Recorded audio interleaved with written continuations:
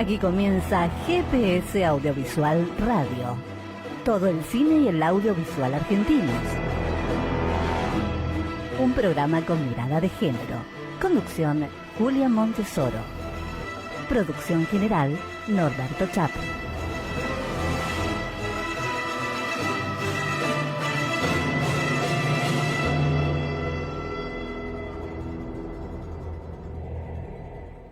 Buenas. Ya estamos en GPS Audiovisual Radio. Como siempre agradecemos a quienes nos escuchan, nos mandan sus mensajes, nos siguen, como todos los miércoles a las 19 por Radio Trend Topic. Todo el cine y las producciones audiovisuales argentinas tienen lugar aquí, en GPS Audiovisual Radio, un programa con mirada de género, con la producción periodística de Norberto Chat, la conducción de quien les habla, Julia Montesoro, y la operación técnica desde los estudios de Gonzalo Soray. Adelante, señor operador.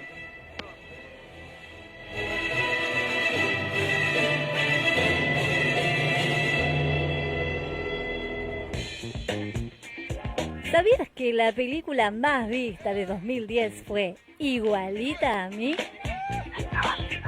La comedia, dirigida por Diego Kaplan y protagonizada por Adrián Suárez y Florencia Bertotti, convocó a 832.000 espectadores en esa temporada. GPS Audiovisual Radio. Sabemos de cine.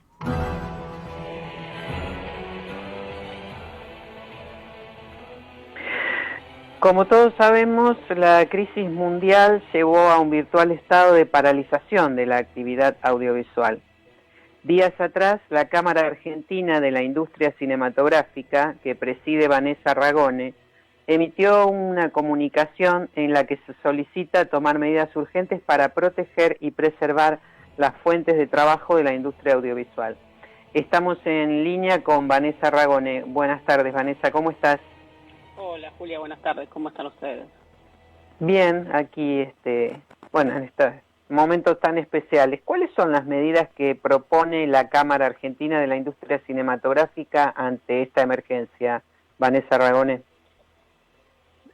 La medida es una medida muy sencilla y es solo una. En Argentina nosotros tenemos el Instituto Nacional de Cine que administra el Fondo de Fomento Cinematográfico, y ese fondo de fomento con el que se hacen muchas películas o financia parte de muchas películas, en algunos casos un gran porcentaje, en algunos casos menos, pero digamos sin el financiamiento del Fondo de Fomento Cinematográfico es muy difícil, sino casi imposible hacer una película en nuestro país, y esto sucede en cualquier otro país del mundo también. Ese fondo se compone básicamente de un ingreso que viene de dos fuentes. Una parte del IVA que se cobra en las entradas de cine y una parte que viene de las publicidades televisivas en la ENACOM. En este momento las salas de cine están cerradas, con lo cual esa parte del ingreso que va al fondo ha desaparecido ya hace más de un mes, lo cual ha hecho que merme el fondo de fomento. Y por otro lado, el fondo de fomento, la ley de cine prevé que cualquier nueva manera de exhibir cine y que tribute IVA, una parte de esto, lo mismo que las salas, es la mitad del IVA que se tributa, vaya a formar parte del fondo de fomento. Lo que nosotros estamos pidiendo, y esto es una conversación que no comenzó ahora, sino que lleva ya varios años de negociación y de charla, es que las plataformas, las llamadas OTT, Netflix, Amazon, Spotify, las diversas plataformas. El streaming, las plataformas de streaming que han ido creciendo y que en este momento están en un momento de suscripción gigantesca porque estamos todos en casa y básicamente lo que consumimos es lo que está en las plataformas o lo que está en la TV, es decir, que estamos consumiendo esos contenidos, nuestras películas están eventualmente siendo vistas en esas plataformas. Y esas plataformas tributan IVA en Argentina desde hace algunos años, antes no, desde hace unos 2 o 3 años lo hacen. Lo que estamos pidiendo es que simplemente se aplique la ley y la mitad del IVA que tributan vaya a al Fondo de Fomento Al Fondo de Cinematográfico. Fomento Cinematográfico, claro, exactamente. Es Ahora, parece bastante sencillo, ahora vamos a ver si se puede lograr.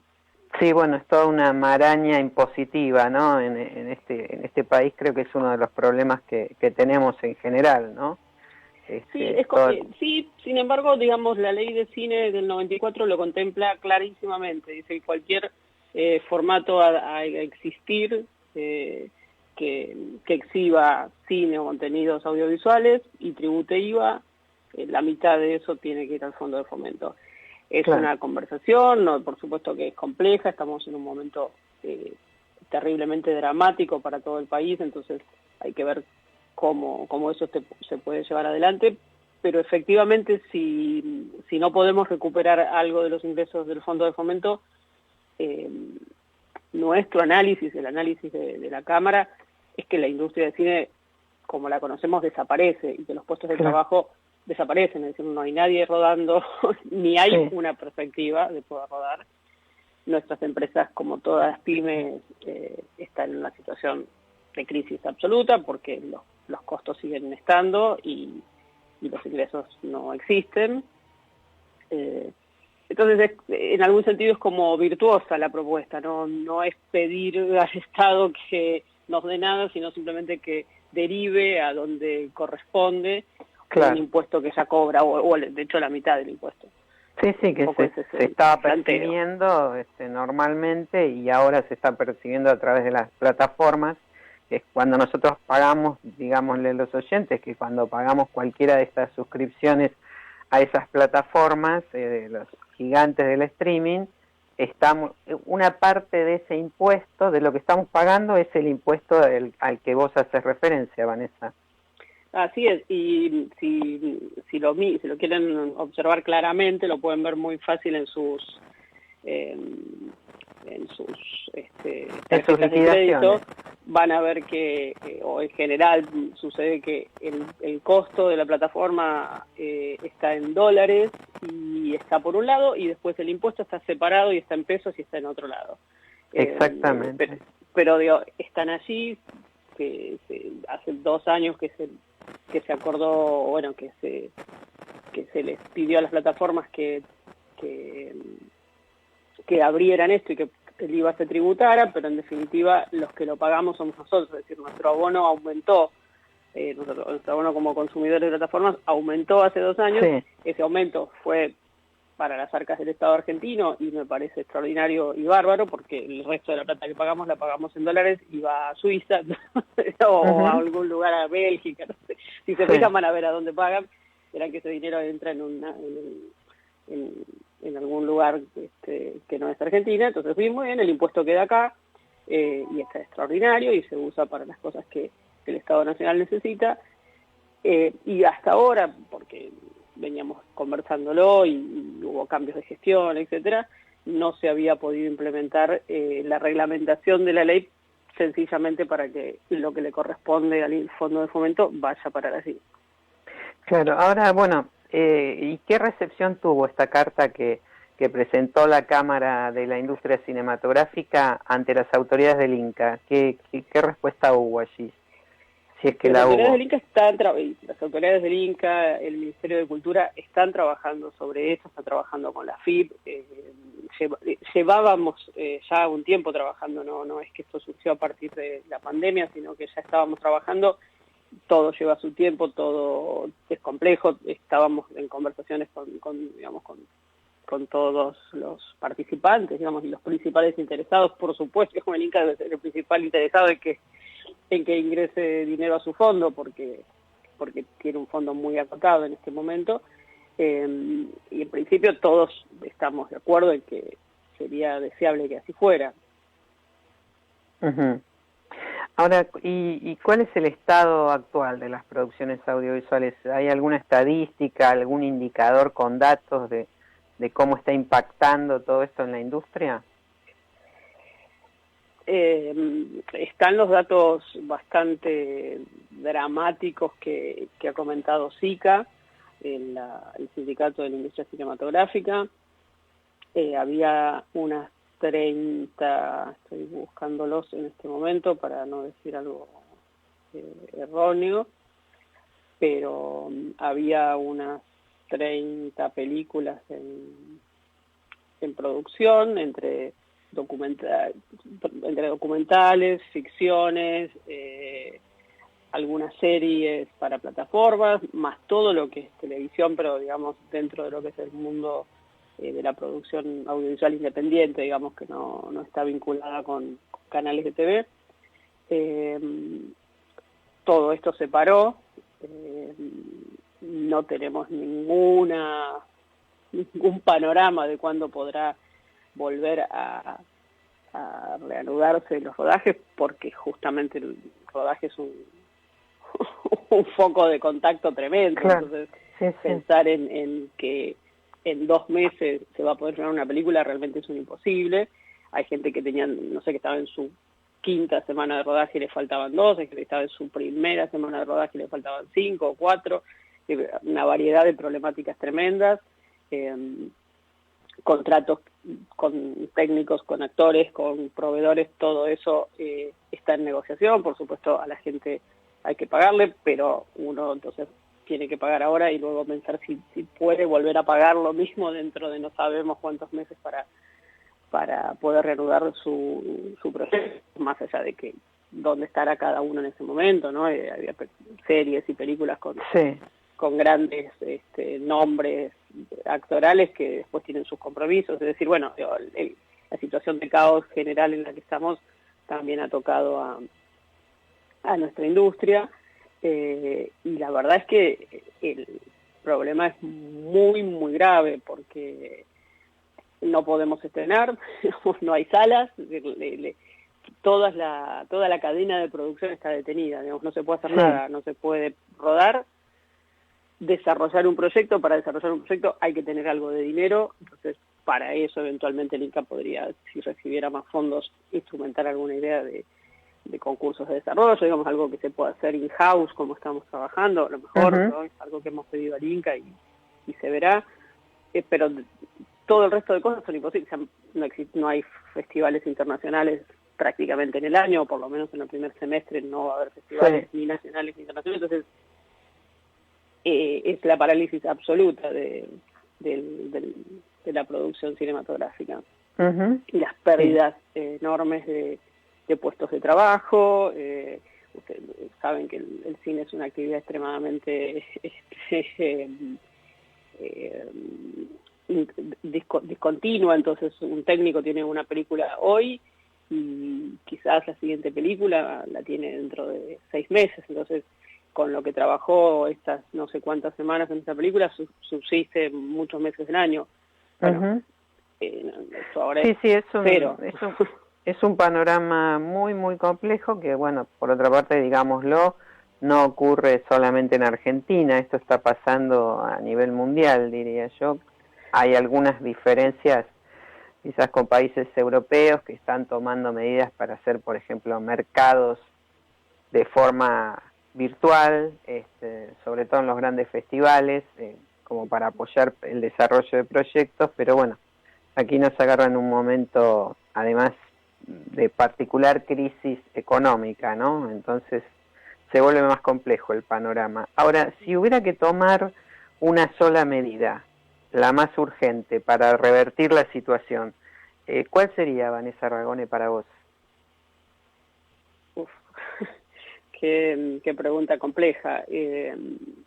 No lo sé, yo no sé si hay una sola medida que se pueda tomar porque la cadena de producción es mucha y es compleja. Es decir, para los productores una medida posible seguro es alguna que nos permita seguir trabajando en desarrollos y poder sostener nuestra estructura pyme o mediana, digamos, que continúa estando. Para los equipos técnicos la situación es otra porque se han quedado sin trabajo, entonces en algún sentido están pidiendo algún tipo de bono de desempleo, porque hay gente que no puede trabajar, digamos. En todo caso yo en mi casa con mi computadora puedo pensar cosas y desarrollarlas y algún día, si Dios quiere, tratar de vendérselas a alguien, pero hay gente que, bueno, y los actores y actrices, ni que hablar, ¿no? Son las personas que tienen que poner el cuerpo todos los días y no tienen chance ninguna, entonces de alguna manera pensar en cómo ayudarlos. El otro día hablábamos con gente de la UIA y decían, bueno, hibernar, ¿no? Bueno, es como un momento de hibernación de alguna manera, ¿no? Y un poco lo que pienso que el Estado puede hacer y entiendo que lo está haciendo todo lo que puede en todos los aspectos y en medio de una crisis además que tiene que abordar para que no se dispare a nivel de la salud. Entonces, son muchos sectores que están en esta misma situación, por supuesto. Esta hibernación sería la manera de pasarlo, digamos, pero claro, para hibernar hay que tener por lo menos lo mínimo. Y en algunos casos eso mínimo ya no está o va a dejar de estar muy prontito. Sí, exactamente. Bueno, realmente el panorama es muy lamentable triste. No poder decir nada muy esperanzador. Sí puedo decir que nuestra propuesta o aquello por lo que estamos abogando en este momento es algo concreto, es algo que vemos eventualmente posible y que seguro que ayudaría porque le permitiría al Inca un poco más de libertad de acción, ¿no? Bueno, esperemos que así sea, Vanessa Ragone. Muchísimas gracias por este contacto con GPS Audiovisual Radio y bueno, nos seguiremos comunicando. Muchas gracias por el llamado y estamos en contacto. Un cariño, cuídense mucho. Un beso. Hasta luego.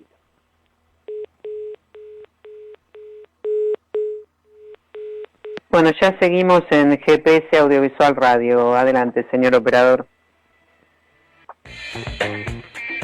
¿Sabías que la película más vista de 2010 fue Igualita a mí?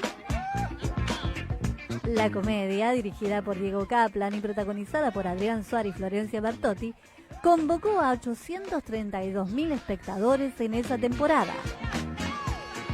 GPS Audiovisual Radio. Sabemos de cine.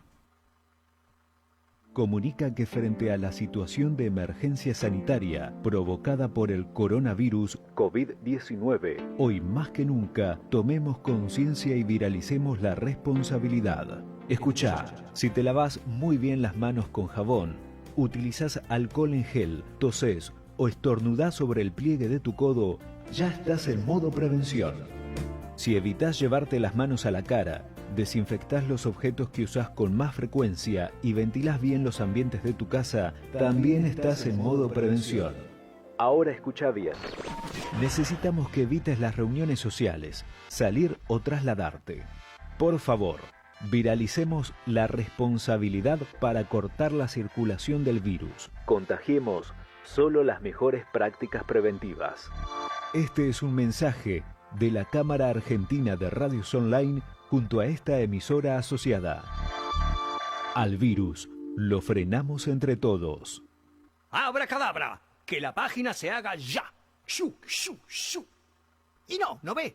Ni con magia se puede hacer una página en solo 5 días a un precio tan accesible. Eso podría hacerlo alguien con un don muy especial.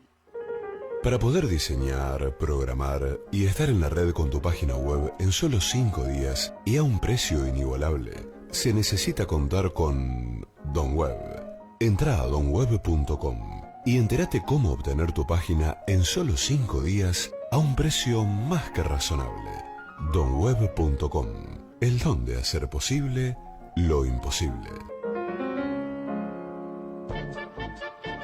¿Sabías que la película más vista de 2018 fue El Ángel? El policial de Luis Ortega reflejaba la historia criminal de Carlos Robledo Puch.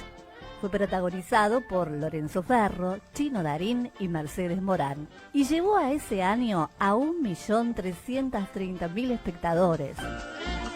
GPS Audiovisual Radio. Sabemos de cine.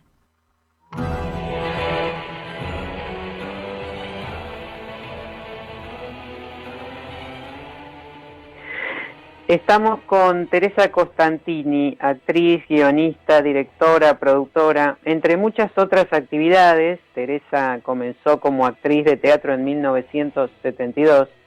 Hace exactamente 20 años debutó como realizadora con Acrobacias del Corazón. Por esto, y porque es una de las mujeres realizadoras más importantes de la Argentina, hoy nos comunicamos con ella.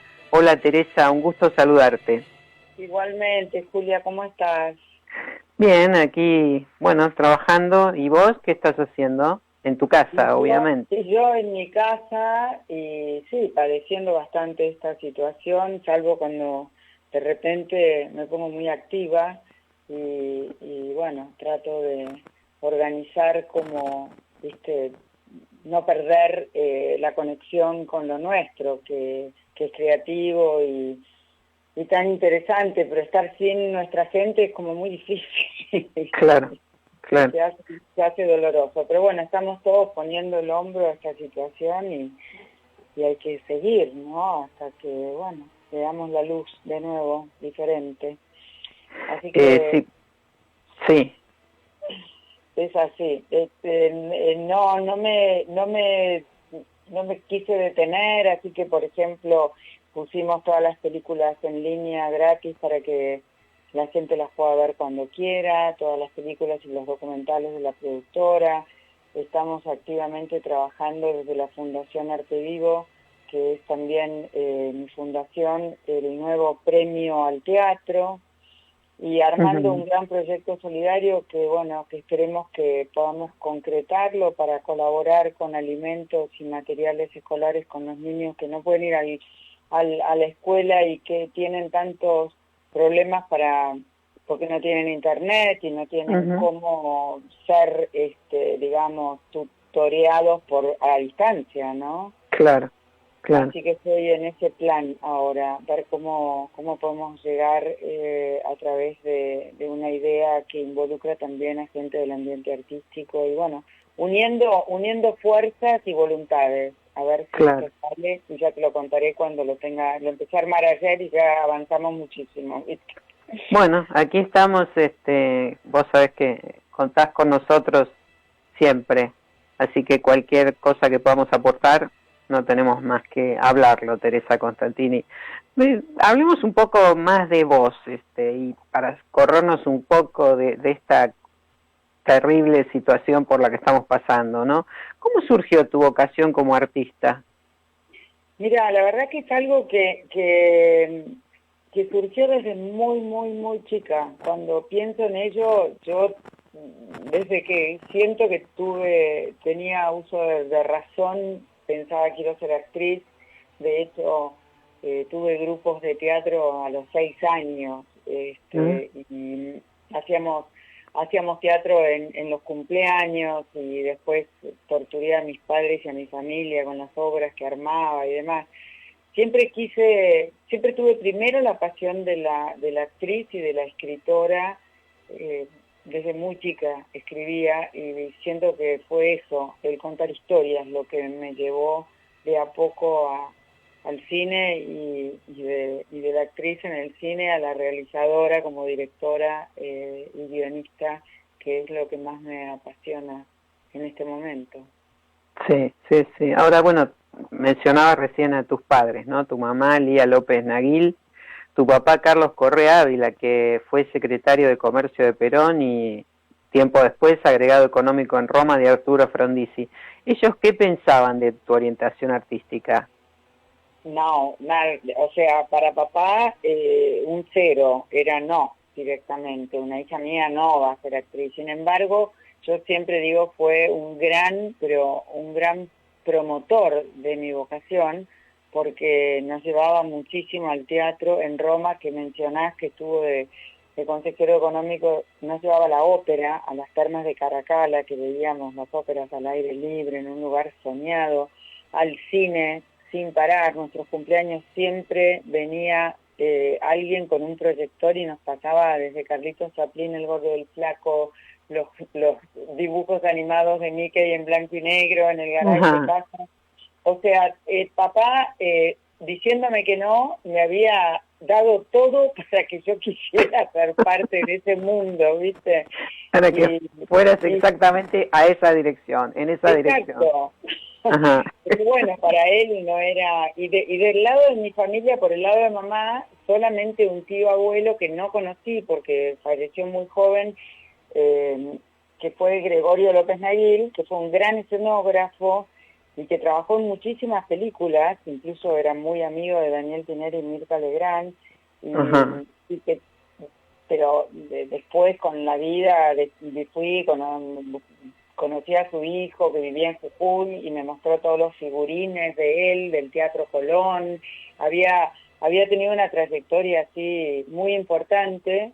Sí. Y bueno, no lo conocí, entonces por el lado de mamá estaba Gregorio, que ya no estaba, y tampoco a ella le parecía, era bastante más sumisa a la voluntad de mi viejo, igual mamá, después con los años cambió un montón y fue mi fan número 1, pero es así la vida, Julia. Ahora, en esta infancia y adolescencia tuya que transcurrió, bueno, entre Italia, Inglaterra y Estados Unidos, ¿por dónde iban en ese momento tus inquietudes? No sé, si te preguntaban qué querías ser de grande, ¿qué te contestabas? ¿Qué respondías? Siempre actriz, siempre. Uh-huh. En algún momento, debido a que papá no, viste, era un no rotundo, dije, bueno, voy a estudiar letras. No, tampoco, porque esa facultad no sé qué, viste, y bueno, yo en todos los lugares que mencionaste siempre.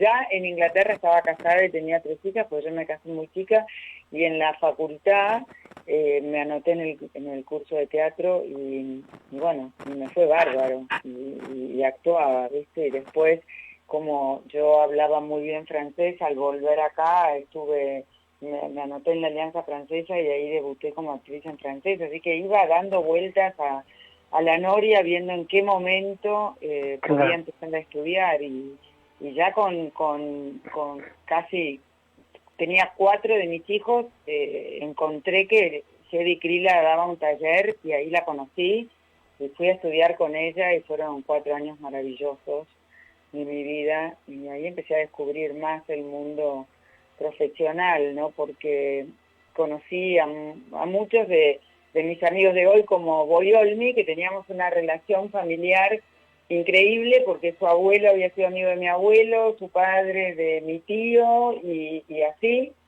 apareció y me dijo, vos sos sobrina de tal y qué sé yo, y nos conocimos ahí y seguimos siendo amigos hasta hoy. Increíble. Claro. O sea que vos ibas buscando la manera de sortear estos no o esto que te miraran torcido en la familia hasta que finalmente en 1972 debutaste como actriz en teatro.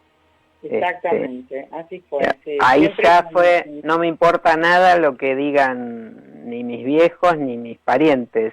No, ¿no? Nada. Y era difícil sentir el apoyo y al principio, viste que uno solo quiere esa mirada de aprobación, que te digan ellos que sí, pero bueno, así rebelde siempre, así que todavía en este momento me doy cuenta que soy rebelde porque me quiero escapar de casa, viste, de la cuarentena, y que con 70 años me van a meter presa, entonces no puedo soportar, digo, no tengo vocación de monja encerrada en un convento, ¿por qué me obligan? Sí. Sí, así bueno, que nada, formaba parte de la rebeldía el seguirlo igual aunque me miraran torcido, aunque no quisieran, pero bueno, de a poco eso se fue imponiendo en mí y me costó muchísimo, fueron muchos años. Hablarlo hoy no me produce la misma dificultad o el dolor que me producía en ese momento, porque era complicado. Pero bueno, viste, vas luchando y dándote cuenta que eso es lo que querés y nadie, en definitiva nadie te puede parar porque es lo que más amás y finalmente en algún momento el universo te dice, sí, mira, como con Felicitas, que yo dije, bueno, si esta vez la película, no sé, no estalla, la gente ya no quiere ver lo que yo hago, qué sé yo, viste, no sigo y fue bárbaro. Entonces, ahí tuve que seguir.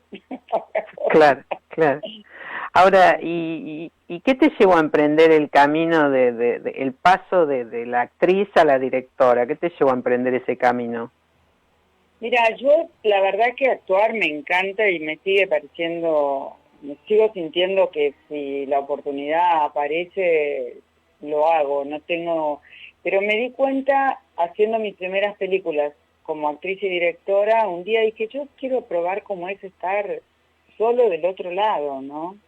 Y y sentí un alivio enorme estando como directora y me encontré con un lugar diferente, pese a que yo cuando me desdoblaba como actriz y directora, a la actriz cuando tenía que editar la película la miraba como alguien que no era yo, ¿no? Lo cual también era bastante interesante, pero me sentí muy cómoda trabajando del lado del equipo, de gente y dirigiendo a los actores, que es lo que más me apasiona. Y bueno, ahora tal vez, a veces pienso en mi próxima película por ahí y hago un papel chico. No protagonizaría porque es demasiada cosa, ¿no? Pero a lo mejor ahora me animaría de vuelta, pero fui feliz no haciéndolo. Y la dirección abarca tantas más cosas, ¿no? Sí, sobre todo que además vos no haces solo dirección, estás en la producción también, en tus películas, ¿no? Entonces, bueno, es muy complejo.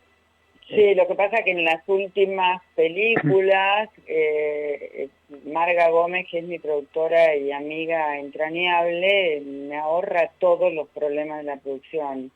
O sea, claro. Yo de verdad ingreso a la película como directora y eso es un alivio enorme. Claro. No me hago cargo de toda la problemática que la carga. El equipo de producción es como un lugar de muchísima demanda.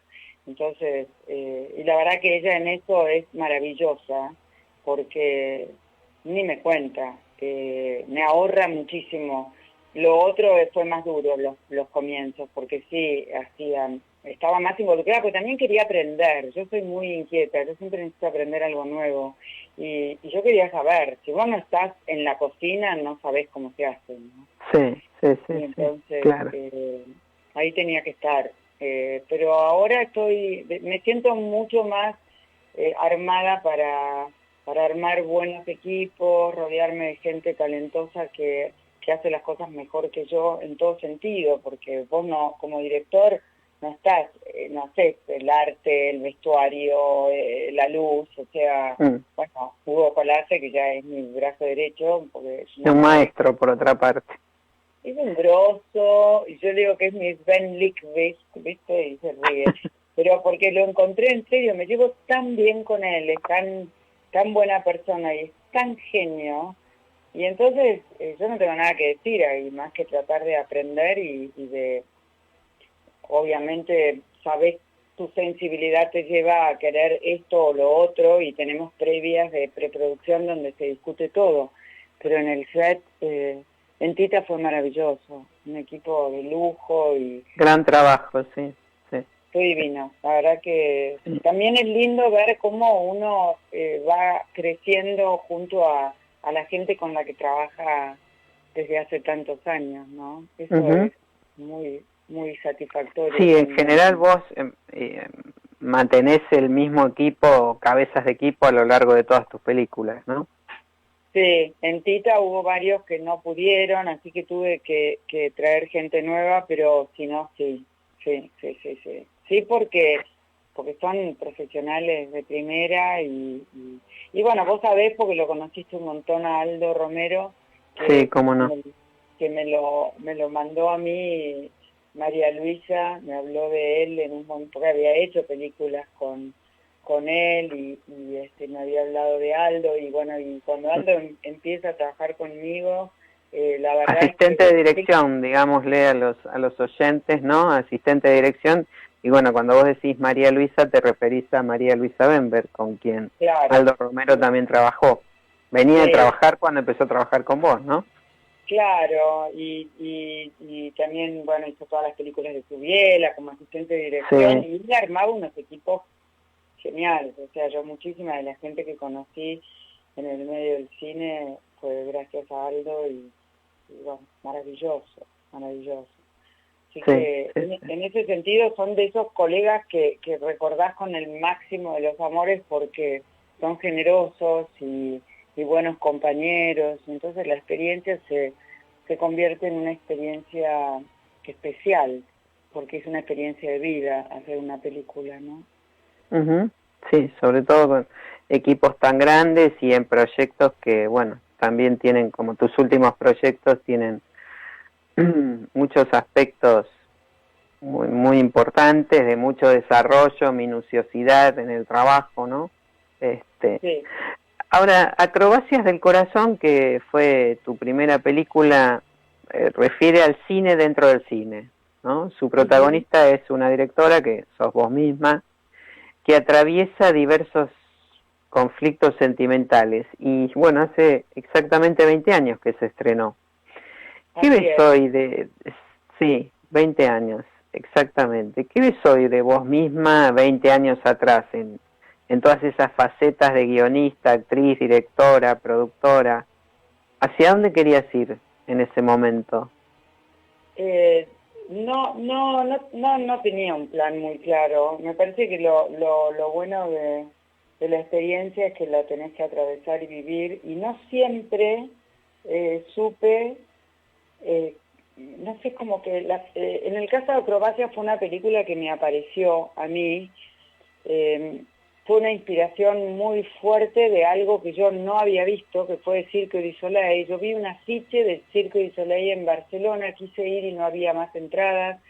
Llegué a mi casa, le dije a Tommy, mi hijo, que ya manejaba computadoras, y por favor me podía averiguar quiénes eran, qué era. Y ahí me agarró como una locura por ese tipo de circo.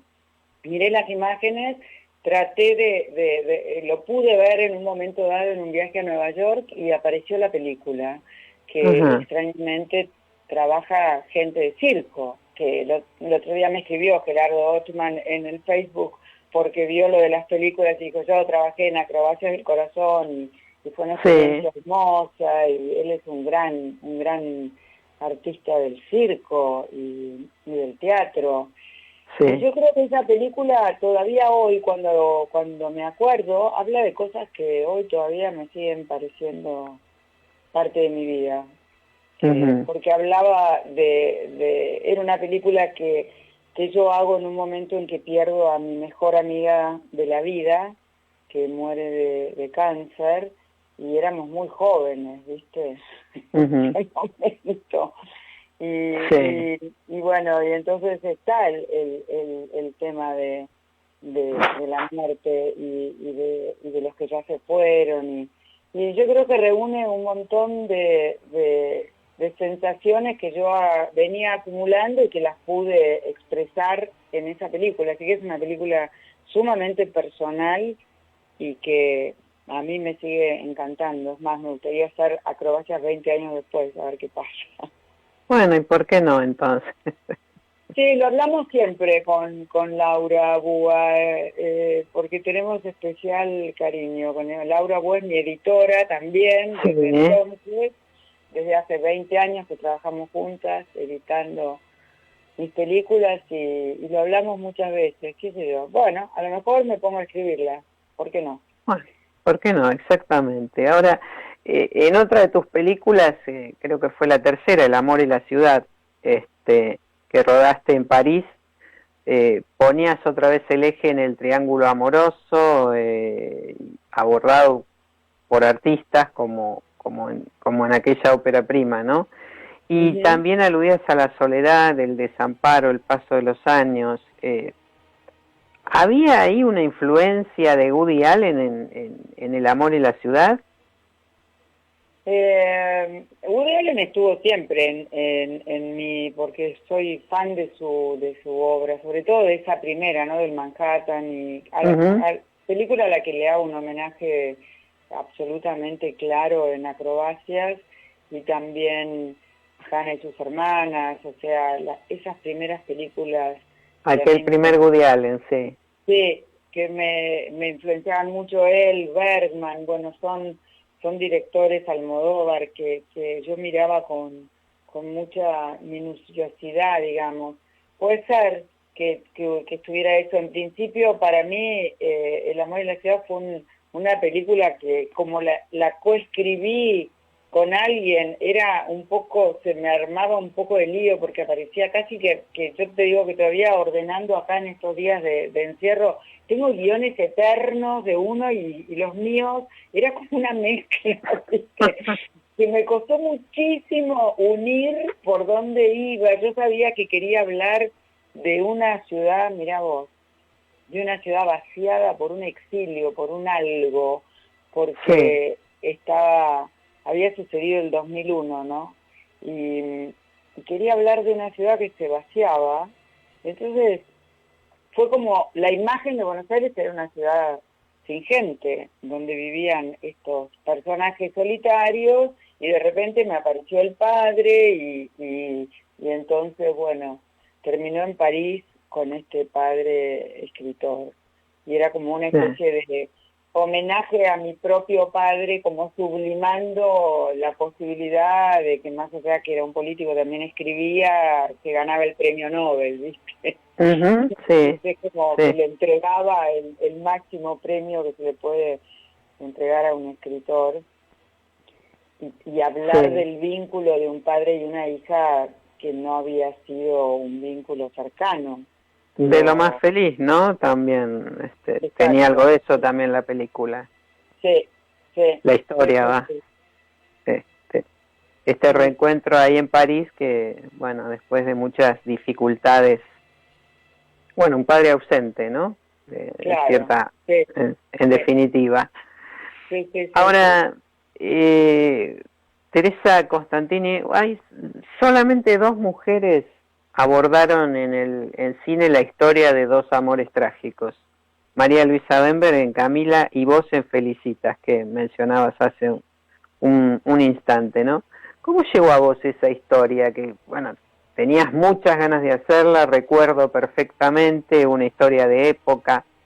¿Qué te atrajo de recrear el mundo de esa mujer tan joven, bueno, condicionada por los mandatos masculinos, como fue Felicitas? Mira, de entrada, después de Nunca estuve en Viena, que fue mi primer película como actriz y productora, con la que armo mi primer productora y que sigue siendo hoy la productora, vino alguien a verme que había visto la película y le había encantado y demás, y me contó, pariente de los Guerreros, y me contó la historia de Felicitas. Y yo dije, pero esto es extraordinario, no me preguntes por qué, pero bueno, lo trágico estaría en mí como algo que me atraía.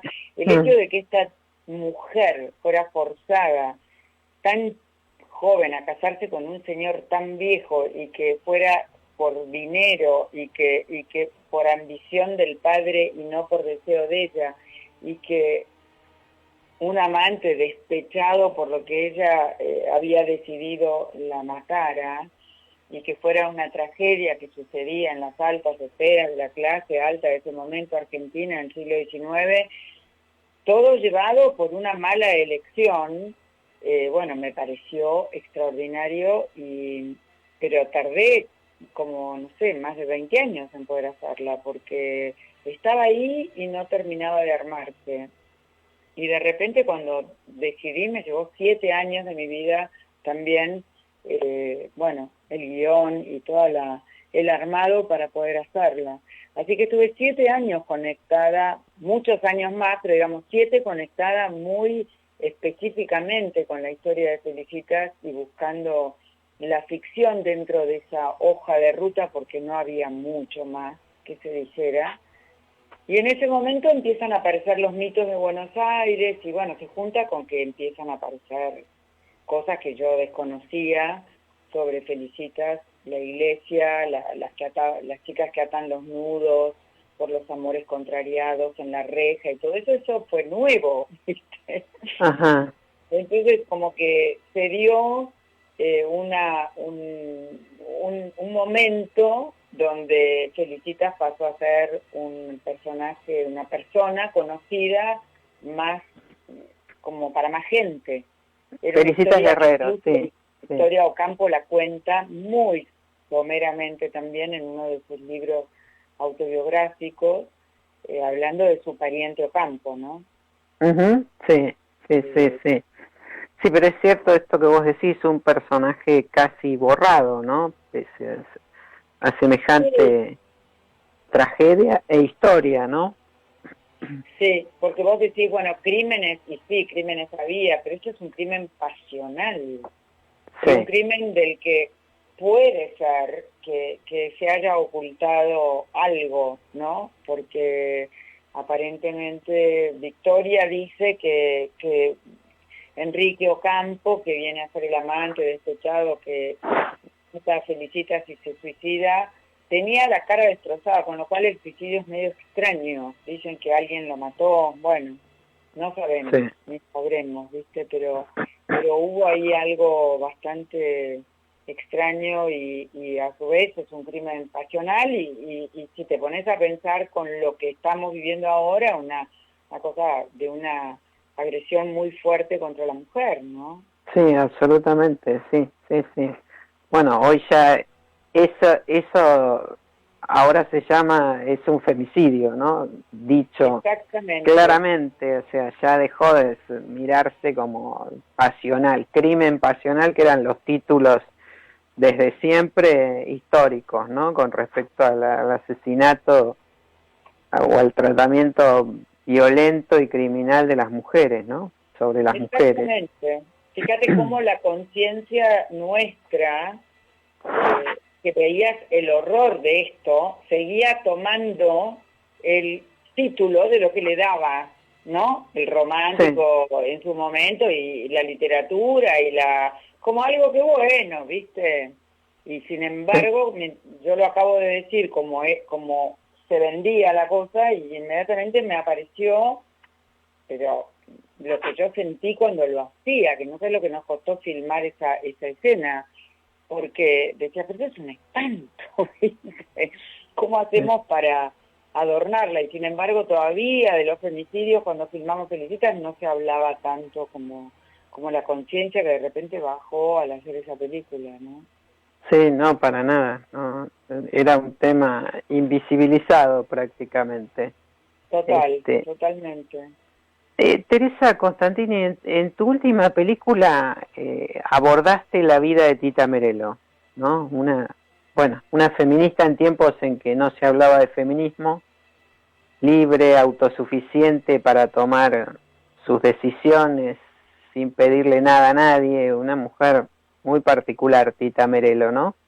¿En qué parte de su vida te sentís representada?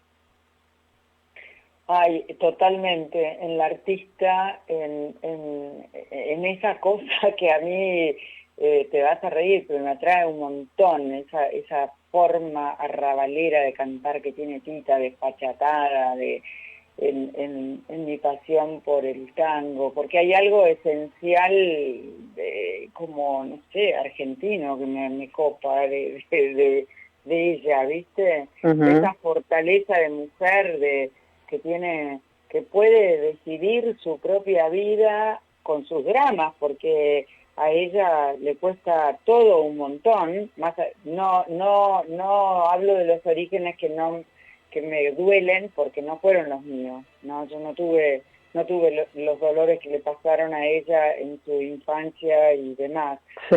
Pero sí en esta cosa de la mujer que se impone por su propia presencia frente a una decisión de ganarse la vida con lo que quiere, con lo que, bueno, ella decía que era porque lo había hecho por hambre, ¿no? Pero mi sensación de abordarla era esta mujer que tenía la fuerza de decidir, de decir lo que pensaba, le plantaba el que tenía enfrente lo que pensaba, y que fue tan querida de alguna manera, no por Sandrini diría, pero por los hombres, viste que tenía un montón de amigos, un montón. Sí. Como que ella se llevaba bien, era como, tenía algo muy particular. Y entonces de esa manera aprendí a luchar. Para mí ella se daba cuenta que tenía que amigarse con estos seres que no eran sus enemigos, a no ser que ella no hiciera las cosas bien, ¿viste? Y entonces conseguía seducir a todos y bueno, y lograr lo que fue logrando a lo largo de su vida. Es una mujer maravillosamente única para mí, es una personalidad tan avasalladora y tan atractiva y tan trágica también, porque también es muy dramática, Peter. Sí, tuvo una vida muy muy difícil, gran parte de su vida fue muy difícil, ¿no? Sí.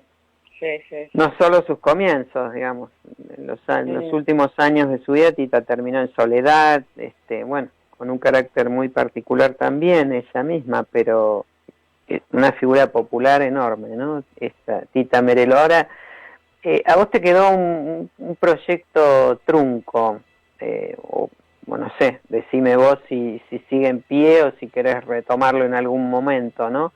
Que fue llevar al cine la vida de Julieta Lanteri, la médica feminista, que es la primera mujer que impulsó el voto femenino. ¿Tenés ganas todavía de esa historia, de volver a filmar?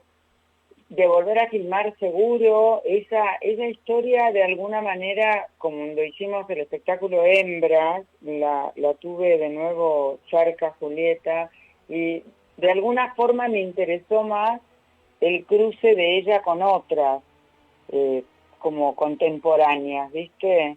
Yo tenía un proyecto que era una miniserie con todas estas mujeres, y no sé por qué me resultó muy interesante la idea de contar la historia a través de todas ellas, que son varias, que también como que son las primeras feministas de la Argentina.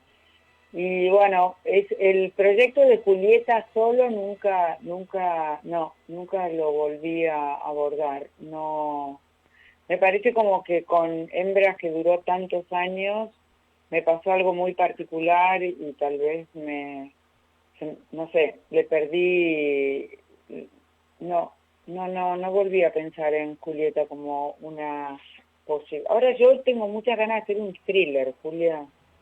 Ah, mira. Una película, sí, y estoy ahí con algo, pero no lo puedo decir todavía. Bueno. Empecé a investigar y empecé a escribir y después se me empezaron a dar vuelta muchas cosas con la historia, porque como es un crimen real, pero que no, o crimen o no, pero una desaparición y que no se sabe mucho qué pasó, estoy empecé a escribir, pero también estoy investigando y hay muchas posibilidades y muchas cosas cruzadas en la información de qué fue lo que pasó con esa mujer. Pero algo de eso, ya sea para ficcionarlo, inspirándome en el caso o algo, voy a hacer porque me encanta, me copé con siempre me gustaron los thrillers, pero empezarlo a escribir me encantó. Te llevó, te apasionó. Sí, es como agarrar otro género, ¿viste? Y un femicidio, ¿no? Por lo que estás contando, claramente se trata de un femicidio. Teresa Constantini, seguiríamos charlando muchísimo más, pero bueno, ya se nos está terminando el tiempo. ¿Terminaste ya el documental sobre Mauricio Weinroth que estabas filmando? No, lamentablemente empezábamos de nuevo el 15 de marzo y bueno, esto nos agarró antes. También teníamos la obra de teatro en cartel, que bueno, tuvimos que bajarla. Lo de Mauricio que me tiene ahí como muy preocupada porque tengo tantas ganas. Me faltan entrevistas, mucho material y sobre todo tengo un material importantísimo filmado en Polonia, en Varsovia, que él volvió ahí, que está buenísimo, pero me faltan las entrevistas, así que estoy con falta de material hasta que no pueda volver a filmar. Bueno. Así, a la espera de que la pasta cuando sea. Bueno, ojalá que se pase relativamente pronto esto. Teresa Constantini, muchísimas gracias por esta charla y bueno, desearte lo mejor y no enloquezcas en el encierro, Teresa, por favor. Igualmente, y muchísimas gracias a vos y te felicito por este programa tan lindo. Fue un placer conversar con vos, Julia, como siempre. Igualmente, Teresa Constantini, muchísimas gracias. Buenas tardes. Buenas tardes. Bueno, seguimos entonces ya en el final de GPS Audiovisual Radio, solamente diciéndoles que hay 3 estrenos argentinos esta semana en las pantallas de Cinear TV y Cinear Play. Se trata de Línea 137, el documental de Lucía Basalio, Lo habrás imaginado, un policial negro de Victoria Chaya Miranda, y Alma Pura, una historia de corte fantástico de Roberto Salomone. Todo esto se puede ver en Cinear TV y Cinear Play, las pantallas que tiene el Instituto Nacional de Cine y Artes Audiovisuales y que, bueno, de alguna manera están supliendo esta falta de salas comerciales para los estrenos. Gracias por estar con nosotros, nos estamos despidiendo de este nuevo programa de GPS Audiovisual Radio, los miércoles a las 19 por Radio Trend Topic. Gracias, muchas gracias a todos ustedes por estar allí del otro lado acompañando esta nueva edición de GPS Audiovisual Radio. Pueden seguirnos por nuestras redes, GPS Audiovisual Web y por Radio Trend Topic. Los esperamos el próximo miércoles. Como siempre, cerramos el programa dándole las gracias a la madrina de GPS Audiovisual Radio, Mercedes Morán, y a nuestras dos entrevistadas de hoy, Vanessa Ragone y Teresa Constantini, y también a Gonzalo Sorais, que está haciendo un gran trabajo allí en el estudio de la radio, en la operación técnica. Como siempre decimos, vean cine argentino. Hasta la semana que viene.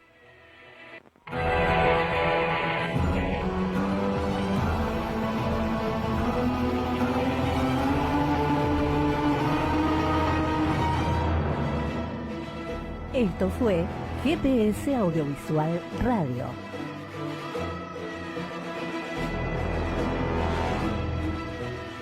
Los esperamos el próximo miércoles a las 19 horas por Radio Trend Topic.